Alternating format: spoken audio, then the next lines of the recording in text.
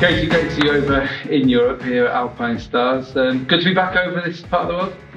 Yeah, to be honest, it really has been a long time because you know, we're here very shortly in 2013, sort of packing up our house, and then at the end of 2012, my last year, you know, we spent quite a few months in Oz, you know, recovering with my leg. So we haven't spent a lot of time in Europe since the beginning of 2012, and it's really nice to come back here on a holiday, and you know, everything's sort of low key and really, I suppose, take the time to smell the roses. It's, you know, with the job that we had and the lifestyle I've had since I was very little, we just didn't have time for. What sorts of things are they, apart from looking after your daughter, which I'm sure is the hardest job of the lot? What does keep you busy? To be honest, it's nice to get back out on dirt bikes, motocrossing, things like that. You know, of course, everyone knows I really enjoy my fishing, and during a MotoGP season there was almost no time to do any of that and find the time to do it. So I've done probably more fishing in the last couple of years than I would have done my whole life before that. What do you make of Lorenzo's comeback and perhaps the struggles that Mark's been having at the start of the year? You know, the season started out quite strange. You know, Mark made a mistake, I think, in the first race. Jorge had a problem with his helmet. Valentino went on to win it, and you know, the Ducatis were running up front as well. So there was sort of all sorts of things going on. Then of course Danny had his arm pump issues, which I know all too well what it's like, and I can't imagine, you know, his size and hand size trying to grip and throw these bikes that are even heavier than when I was there around. You know, it takes some physical ability to just do that, and with arm pump it's incredible. So sort of like, except for Danny, who's only just come back now, everyone's sort of had their little stage of form this year, and seems like, yeah, that's, you know, they've hit their form, they're going to keep going. But realistically, Jorge's the only one that's actually kept it going for longer than a race, basically. You know, everyone seems to have dominated, and then they go on to the next race to sort of struggle a little bit. So it's been, you know, a very interesting season so far. You mentioned Danny Pedrosa's injury. I wouldn't be a journalist, a presenter, if I wasn't sat here and asked you. Was there ever a chance that you might come in and replace Danny? Yes, there was a small chance.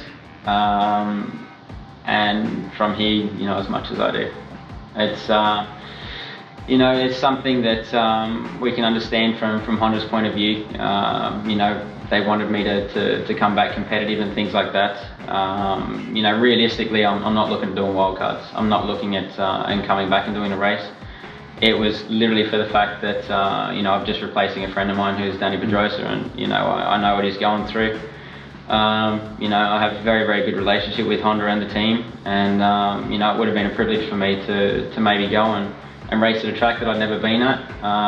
You know, I had no expectations. I wasn't interested in, you know, going and you know, getting any kind of result. It was just literally to go there and race for the team and sort of see how we went. But you know, it was slightly disappointing the way everything sort of turned out, but at the same time, you know, understandable.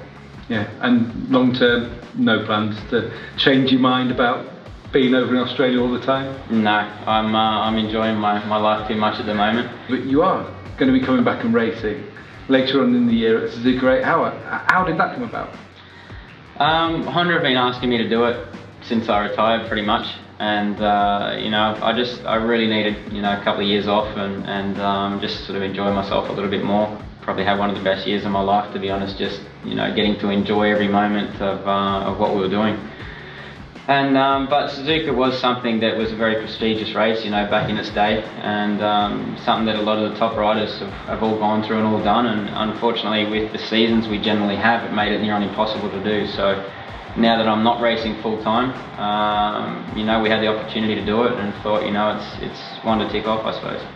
And then you know, try and do, you know, 3 to 4 hours stints. In the sweltering heat of Suzuka? Yeah, I've heard enough rumours about it, but haven't seen it. And Suzuka's a physical enough track as it is, but yeah, I'm sure it's going to be hard work. And good teammates as well that you've got alongside you.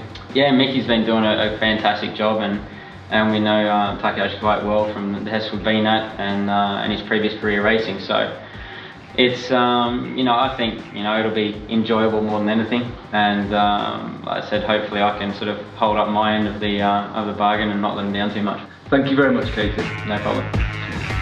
Thank you.